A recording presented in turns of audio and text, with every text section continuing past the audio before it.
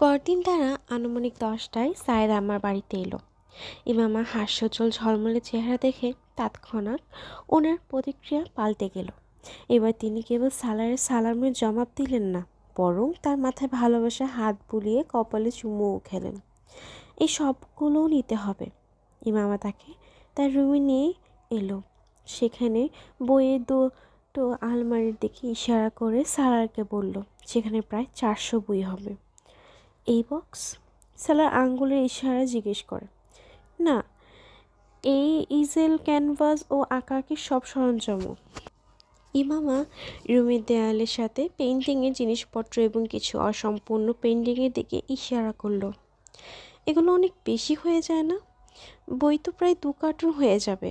সালার বইগুলোর দিকে তাকিয়ে অনুমান করলো। না, এই কয়টা বক্সই নয়, আরও আছে, ইমামা বলল। সে তার ওড়না বিছানায় ছুঁড়ে ফেলে হাঁটু ভর করে কার্পেটে বসে খাটের নিচ থেকে আরও একটি কার্টুন টানতে শুরু করলো। রাখো, আমি বের করেছি। সালার তাকে থামিয়ে নিজেই সে কার্টুন টেনে বের করতে লাগলো।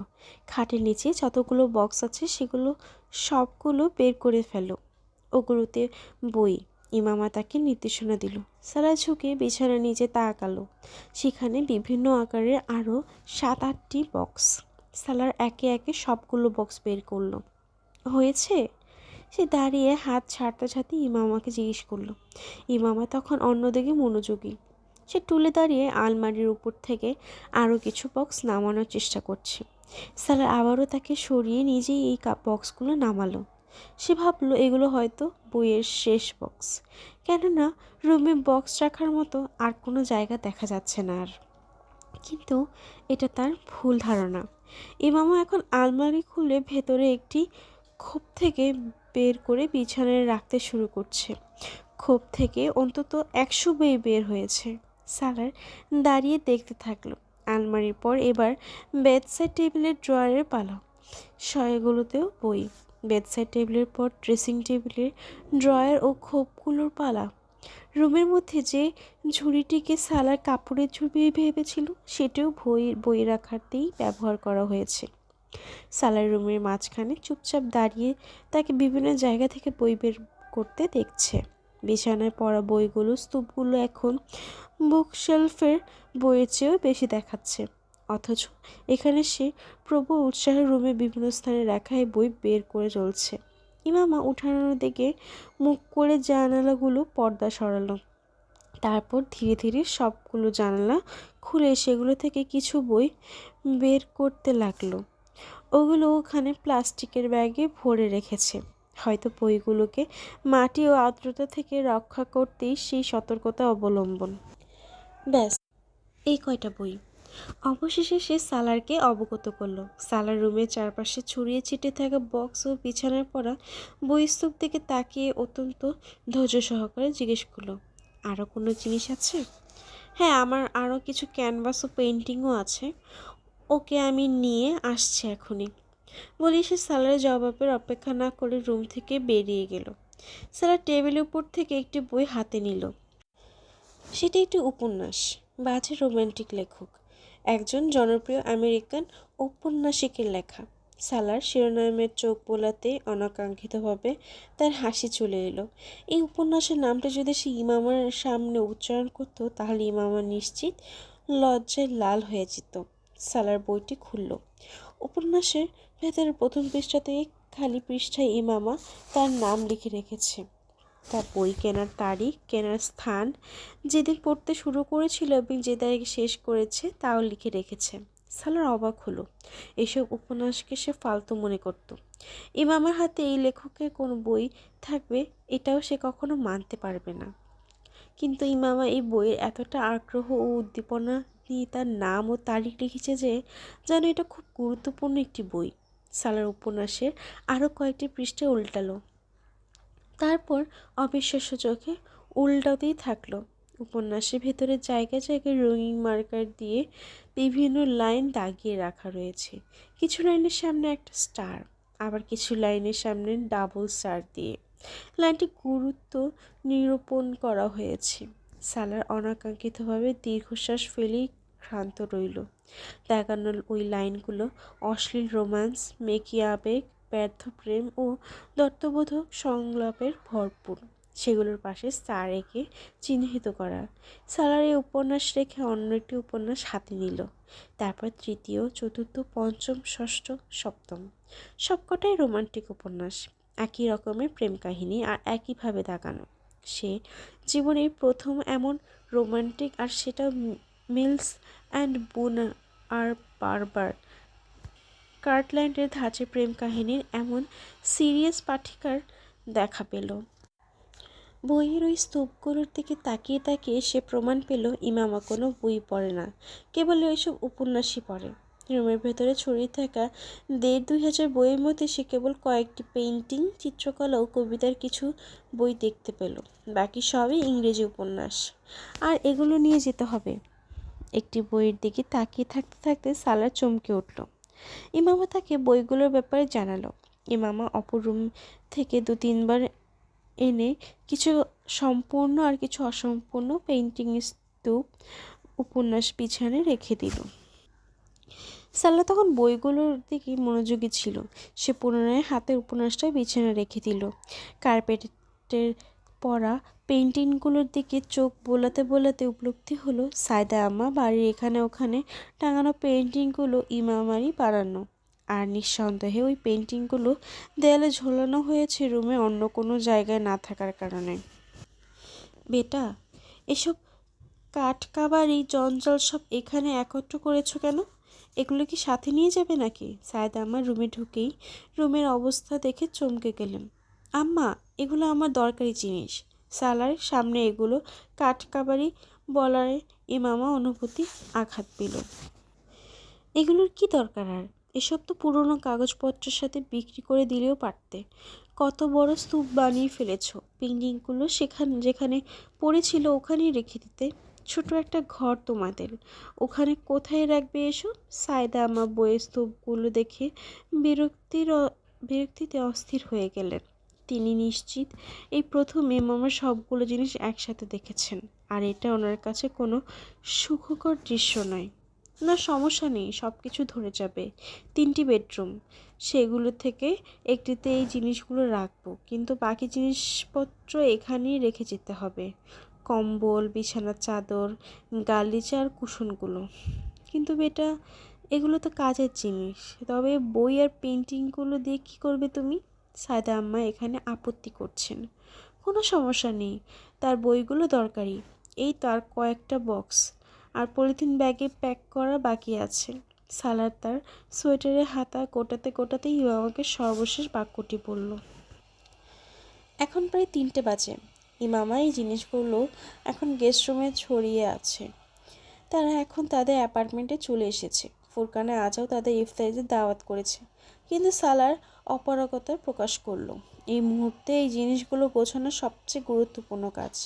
সালার কিছুদিন আগে একটা দোকানে কিছু অ্যালুমিনিয়াম ও কাচের তাকওয়ালা আলমারি দেখেছিল, আর ওটা একটি ঘটনাক্রমেই ছিল যে সেদিন ওখানে যাওয়াটা তার বিফলে যায়নি। 6 ফুট লম্বা ও 3 ফুট চওড়া একই রকমের 3টি আলমারি গেস্ট রুম থেকে একটি পুরো দেয়াল ঢেকে তাকে স্টাডি রুমে পরিণত করেছিল। কিন্তু এগুলো পেয়ে ইমামা ছিল অসম্ভব খুশি। ওই 3টি আলমারিতে তার প্রায় সব বই ধরে গেল। এই বইগুলো এত বছর পর কোনো উপযুক্ত জায়গা খুঁজে গেল। তার পেইন্টিংয়ে ইজেল আর ব্রেক লন্ড্রির দেয়ালে বানানো তাকেই ধরে গিয়েছে। সে উপটকনের জিনিসপত্রের মধ্যে থালা বাসন ও বিছানার চাদর ব্যতীত আর কিছুই আনেনি। তখন সে ভাবেনি যে তার উপটকনের জিনিসপত্রের মধ্যে কেবল এই দুটো জিনিসই ব্যবহারের ভাগ্য হবে। সালার কিচেন এরিয়া এখন একটি প্রাণবন্ত রূপ ধারণ করেছে। বাসনপত্র রাখার র্যাকের কাজ করে নতুন ক্রকারি ও কাউন্টারের স্ল্যাবে রাখা রান্নাবান্নার ছোটোখাটো কিছু জিনিস রান্নাঘরের পুরো চেহারাই পাল্টে দিয়েছে। সব কিছু গুছিয়ে রাখা যখন অবসর হলো, তখন রাত 10টা। ফুরকানের বাসা থেকে তাদের জন্য খাবার এসেছে, কিন্তু ইমামা সেগুলো অত্যন্ত যত্ন সহকারে নতুন ক্রকারিতে করে পরিবেশন করলো। এভাবে ভালো লাগছে না? খুশি ঝিলিক চোখে ইমামা তাকে জিজ্ঞেস করলো। সালার তার সামনে নতুন ব্র্যান্ডের ডিনার প্লেট ও তার আশেপাশে সাজানো চকচকে ক্রোকারিস দিকে তাকালো। কাঁটা চামচ হাতে নিয়ে সেটির দিকে গভীর চোখে তাকিয়ে থেকে বলল, হ্যাঁ, মনে হচ্ছে আমার যেন কোনো রেস্টুরেন্টে অভিষেক দিনের সর্বপ্রথম ও একমাত্র কাস্টমার। কিন্তু সমস্যা হলো ইমামা এই ক্রোকারি আর কাটলারি এতটাই নতুন যে এতে খাবার খেতে মন সায় দিচ্ছে না। আমি কি পুরনো প্লেট খেতে পারি? স্যালারের কথা শুনে ইমামা মুড অফ হয়ে গেল। সে অত্যন্ত এই মুহূর্তে এমন কথা প্রত্যাশা করিনি, কিন্তু এগুলো খুব সুন্দর। সালারের সাথে সাথেই তার ভুল শুধরে দিল। সে বুঝে গিয়েছে ইমামা এই মুহূর্তে তার দুষ্টুমি নেওয়ার মুডে নেই। ইমামার চেহারায় কোনো পরিবর্তন এলো না। প্লেটে ভাত নিতে নিতে সালার বলল, চলো, খাওয়ার পর আমরা কোথাও কফি খেতে চাই। ইমামার চেহারা এবার খানিক কোমলতা প্রকাশ পেল। রান্নাঘরের জন্য জিনিসপত্র কিনতে হবে, প্রত্যুত্তরে ইমামার সাথে সাথে বলল। স্যালারের ভাতের চামচ মুখে পুড়তে পুড়তে থেমে গেল। এখনও আরও জিনিস কেনা বাকি। সে অবাক হলো। গ্রসারি জিনিসপত্র লাগবে। গ্রসারি? রান্নাঘরে তো সবই আছে। চাল, আটা, ডাল, মশলাপাতি। কি আছে? কিছুই নেই। জবাবে ইমামা পাল্টা প্রশ্ন করলো, এগুলো কিনে আমি কি করব? আমি তো কখনো খাবার রান্নাই করিনি। সালার কাঁধ কুঁচকে উদাসীনতা দেখিয়ে বলল, কিন্তু আমি তো রান্না করব, তাই না?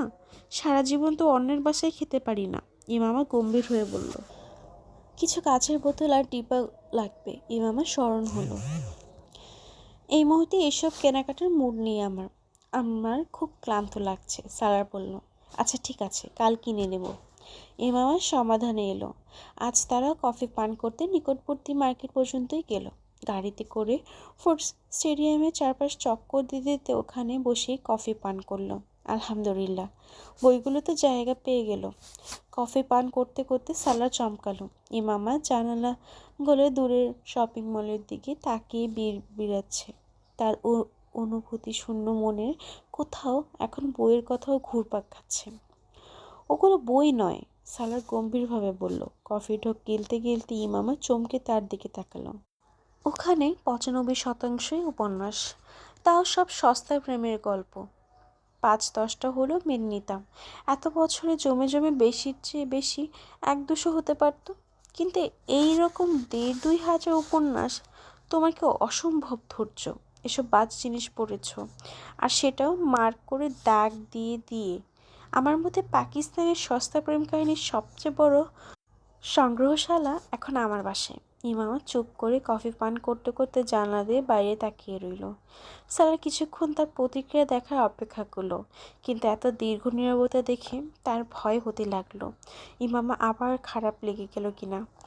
বাম বাহু তার কাঁধে ছাড়িয়ে দিয়ে সালার যেন তার কাছে নিঃশব্দ ক্ষমা চাইল। ঠিক আছে, সস্তা প্রেম কাহিনী, কিন্তু এসব আমার ভালো লাগে। ইমামা জানালা দিয়ে বাইরে তাকিয়ে কিছুক্ষণ পর বলল, সেখানে লোকেরা সবসময় এক হয়, কেউ কারো থেকে বিচ্ছিন্ন হয় না। এটা আমার জন্য একটি ওয়ান্ডারল্যান্ড, জাদুর শহর। এখানে সবাই সবার দেখা পায়। ইমামা জানালা গলে বাইরে তাকিয়ে অন্য কোথায় যেন হারিয়ে গেল। সালাদ চুপচাপ তার কথা শুনতে শুনতে তার দিকে তাকিয়ে রইল। জীবনের সব কিছু ব্যর্থতা ও হতাশায় ভরে উঠল। তখন এমন এক জগতে যেতে পারলে ভালো লাগে, যেখানে সব কিছু মনের মতো। সেখানেই তাই হয় যা মানুষ চায়, যা ভাবে তাই পায়। এগুলো মিথ্যে, তাতে কোনো সমস্যা নেই। এতে আমার জীবনের তিক্ততা কিছুটা কমে যেত।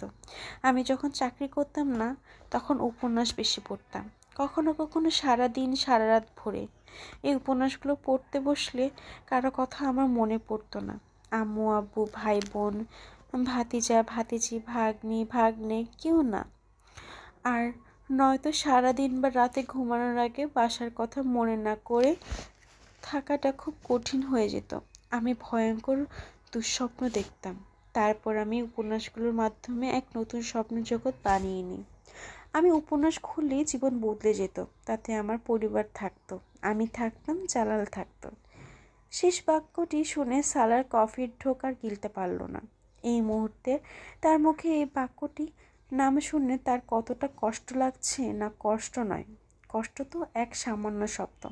এমন কষ্ট হয়তো মানুষের মৃত্যুর সময় হয়ে থাকে। হ্যাঁ, এই উপন্যাসগুলো যদি তার পূর্ণ দুনিয়া এবং জাদুর শহর হয়ে থাকে, তাহলে সেখানে তো জালাল আনসারই থাকবে। সালার সিকান্দার তো থাকার কথা নয়। সে তার সাথে ধর্মীয় দৃষ্টিকোণ ও সাংবিধানিকভাবে একটি সম্পর্কে আবদ্ধ ছিল। হৃদয় বন্ধনে তো আবদ্ধ ছিল না, হৃদয় বন্ধনে হয়তো এখনও। আর সেটা তো অতীত, যেখানে জালালুন নসর ব্যতীত দ্বিতীয় কেউ ছিল না। ইমামার মুখের দিকে তাকিয়ে তাকিয়ে সে ব্যথিত মনে কথাগুলো ভাবছে। এদিকে জালালের নাম বলার সময় ইমামার অনুভব হয়নি সে জালালের নাম কার সামনে বলেছে আর কেমন আবেগ ও ভঙ্গি মিশিয়ে বলেছে। অনুভব হলে সে অবশ্যই আটকাতো, নয়তো অন্তত একবার হলেও সালারের দিকে ফিরে তার মুখের দিকে তাকাতো। ইমামা এখনও জানালা দিয়ে বাইরে তাকিয়ে আছে, এখনও কোথাও যেন হারিয়ে আছে, এখনও কারো ধৈর্যের পরীক্ষা নিচ্ছে। ওই জগতে থাকতে আমার খুব ভালো লাগতো। সেখানে আশা ছিল, আলো ছিল, ছিল অপেক্ষা, কিন্তু অপূর্ণতা ছিল না। যাতনা ছিল, তবে দীর্ঘস্থায়ী নয়। অস্ত্র ছিল, তবে তা মুছে দেবার মানুষও ছিল।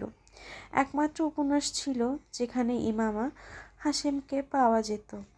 সেখানে আপনার কোনো অস্তিত্ব ছিল না। প্রতিবার ওই উপন্যাসগুলোতে নিজের নাম লিখতে লিখতে যেন নিজেকে স্মরণ করতাম, মূলত আমি কে। পুনরায় উপন্যাস খুলতেই সেখানে লেখা নাম আমাকে জানিয়ে দিত আমি কে, কি আমার পরিচয়। উপন্যাস আমাকে আমার পুরনো নামেই ডাকতো, ওই নামে ডাকতো যে নামে এত বছর ধরে কেউ আমাকে ডাকেনি। গাঢ় অন্ধকারে মাঝে মাঝে এতটুকু অল্প আলো অনেক বেশি মনে হয়। ওই আলোতে হয়তো মানুষ নিজেই নিজেকে দেখতে পায় না, কিন্তু নিজের অস্তিত্ব তো অনুভব করতে পারে। ইমামা গলা এখন ধরে আসছে, বলতে বলতে সে একাই চুপ হয়ে গেল। দুজনের হাতের কফি ঠান্ডা হয়ে গিয়েছে, তারা সেটাও পানও করতে চাচ্ছে না এখন আর।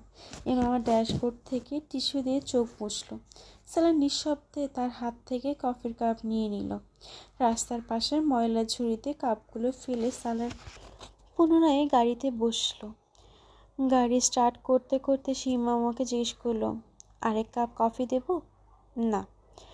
ফলে বাসায় ফেরার কথা যেন অস্বাভাবিক নীরবতায় সিদ্ধান্ত হয়ে গেল। অফিসে একটু কাজ আছে আমার, তুমি ঘুমিয়ে পড়ো। সালার পোশাক পাল্টে না ঘুমিয়ে রুম থেকে বেরিয়ে গেল। আমি অপেক্ষা করব, ইমামা তাকে বলল। না, আমার একটু দেরি হবে। সালার ইমামার হাতে ধরা উপন্যাসটা না দেখার ভান করে বলল, সেটি সে রাতে পড়ার জন্য নিয়ে এসেছে। সালার আসলেই অফিসে কিছু কাজ বাকি আছে, কিন্তু স্টাডি টেবিলে বসতে সে বুঝতে পারল কাজটা করতে তার মন টানছে না। কিছুক্ষণ সে ল্যাপটপ চালু করে টেবিলে বসে রইল, তারপর হুট করে উঠে গেস্ট রুমে চলে এলো। লাইট জ্বালাতেই বইপত্রের ঠাসা আলমারিটা তার চোখে পড়ল। সেটি দেওয়ালে ঘেঁষে দাঁড় করানো। বইগুলো ইমামা কয়েক ঘন্টা আগেই ওখানে রেখেছে, অত্যন্ত যত্ন সহকারে ও পরিচ্ছন্ন হাতে।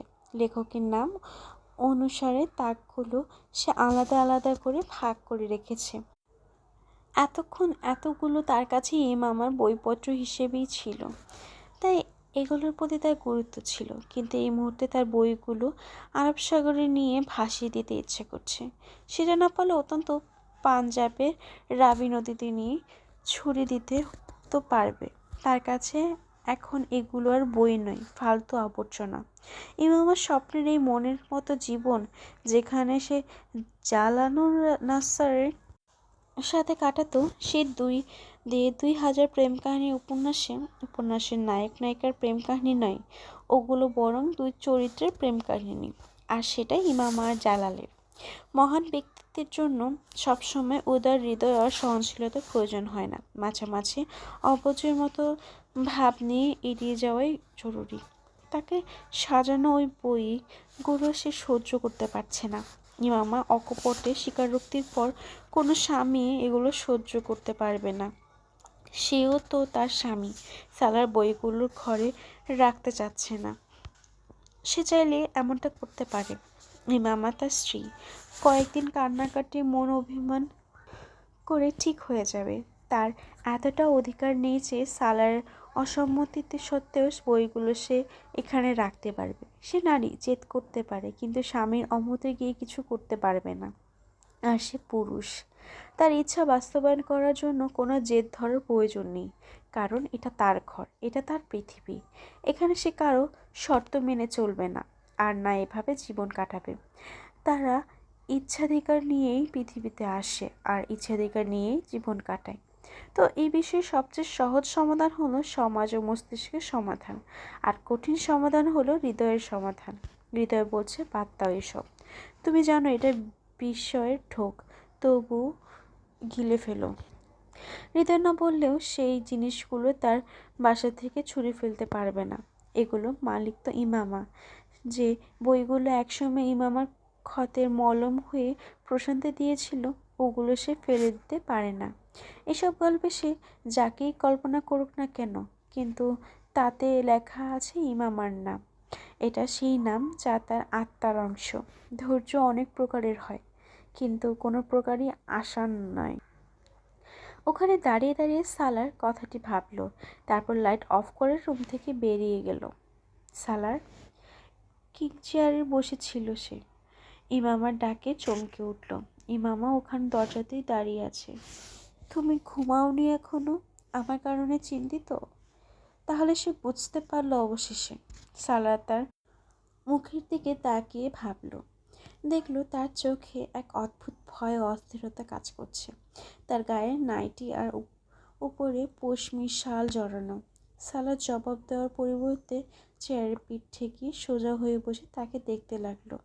এখন সে চেয়ারে ঝোলানো বন্ধ করে দিয়েছে। তার নীরবতা ইমামাকে আরো অস্থির করে তুলল। তোমার পরিবার কিছু বলেছে, কিংবা আমার পরিবারে কেউ কিছু বলেছে? ইমামা এসব কি ভাবছে? সালার আনমনে দীর্ঘশ্বাস ফেলল।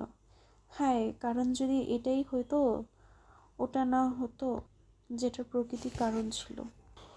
আমার পরিবার কি বলবে, আর তোমার পরিবারই বা কি করবে? সালার মৃদু গলায় তাকে জিজ্ঞেস করলো।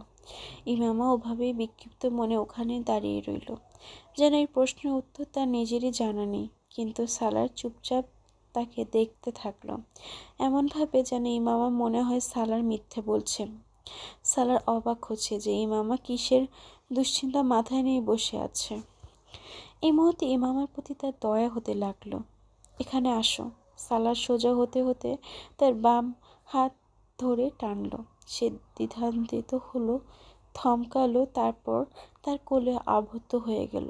সালার তার উভয় হাতে তার শালের ভেতরে ঢুকিয়ে শালটি তার গায়ে আরো সুন্দর করে জড়িয়ে ধরে পিঠ ছোট বাচ্চাদের মতো চাপড়ে দিল, কপালে চুমু খেলো। কেউ কিছু বলেনি, কেউ কিছু করেনি। সবাই সবার জীবন নিয়ে ব্যস্ত, আর কখনো কিছু হলেও সেটা আমি দেখে নিব। তুমি এখন এইসব দুশ্চিন্তা বাদ দাও। তাহলে তুমি চিন্তিত কেন? আমি, আমার ব্যক্তিগত অনেক সমস্যা থাকে। সালার বিড়ালো। বা হাতে জড়ানো ইমামার মাথা তুলে তার চেহারা দেখার চেষ্টা করলো। বিয়ের এতদিনে এই প্রথম সে সালারকে এমন গম্ভীর দেখছে। সালার, তুমি, আমি চিন্তিত নই, আর হলেও সেটা কারণ তুমি নও। আমাকে কখনোই প্রশ্ন করবে না। ইমামার কথা পূর্ণ হওয়ার আগেই সালার তার কথা থামিয়ে দিয়ে একটু কঠিন স্বরে উল্টো তাকে শাসিয়ে দিল। ইমামা যেন তার মন পড়তে চেষ্টা করছে। সে কতক্ষণ কিছুই বলতে পারল না। তার ভঙ্গিমা ছিল অনেক কঠিন। সালার সেটা বুঝতে পারল। কি বলেছিলে তুমি? রান্নাঘরে কিছু জিনিসপত্র লাগবে। সালার এবার অসম্ভব কোমল স্বরে প্রসঙ্গ পাল্টালো। তোমার ইমামা পুনরায় তাকে ওই জিনিসগুলোর নাম বলল। আগামীকাল রাতে যাবো এসব কিনতে। ইমামা এবার কিছুই বলল না। সালারের বুকে মাথা রেখে দেয়ালে টাঙানো সফট বোর্ডের দিকে তাকিয়ে রইল। সেখানে অনেক নোটস, ডেডলাইন তালিকা ও অদ্ভুত অদ্ভুত কিছু ইন্ডেক্স সংবলিত চার্ট দেখতে লাগলো। তারপর সে সালারকে জিজ্ঞেস করলো, ব্যাংকে তুমি কি করো? সালার এক মুহূর্তের জন্য চমকালো। তারপর সে তার দৃষ্টি অনুসরণ করে বোর্ডের দিকে তাকালো। আমি অনর্থক কাজ করি। সে বিড়ালো। আমার কাছে ব্যাংক কখনো ভালো লাগে না। ইমামা বুঝতেও পারছে না সে কেমন ভুল সময়ে ব্যাংক সম্পর্কে তার মন্তব্য পেশ করলো। জানি তুমি ডাক্তার পছন্দ করো। স্যালারের ভঙ্গিতেই শীতলতা ছেয়ে গেল। হ্যাঁ, ডাক্তার আমার কাছে ভালো লাগে।